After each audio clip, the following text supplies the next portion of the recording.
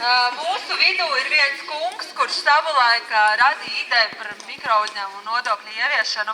Tas ir Jānis Enziņš, un es lūgšu viņu pienākt klāt un teikt pāris vārdus par šo ideju, par to, ko viņš domā, vai ir jālikvidē šis te nodoklis, nepiedāvājot alternatīvu, vai tomēr ir jārada kaut kas vietā, vai jāsaglabā šis nodoklis vēl vismaz 10 gadus, kamēr mēs varam atspērties. Enziņa kungs.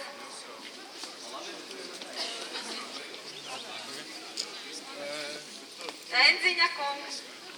Mēs vēlamies jūs sveikt.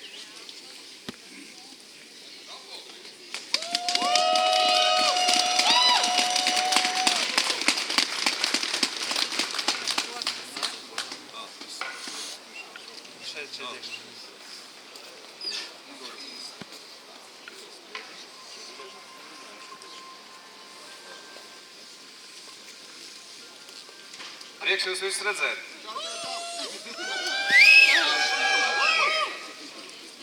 Tajā brīdī, kad bija tiešām ļoti nopietna ekonomiskā krīze 2009. gadā, premjers Dombrovskis vaicāja, ko īsti darīt? Zupas virtuves organizēt vai tam līdzīgi.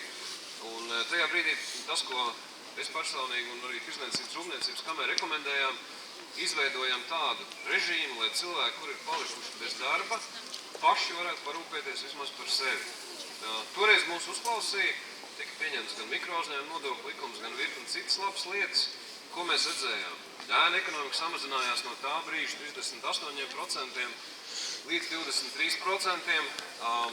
Arī pētījumi pierāda, ka vairāk kā 40% cilvēku beidzot sāka maksāt nodokļus, vairāk kā 40% cilvēku beidzot uzsāka savu biznesu, un tiek paši ar sevi galā. Ļoti daudzi mazie uzņēmēji šodien, es zinu no kameras biedru vidus, kas sāka kā maza mikrouzņēmumi, viņi izauga līdz jau lielākiem uzņēmējiem ar eksportiem un tam līdzīgi.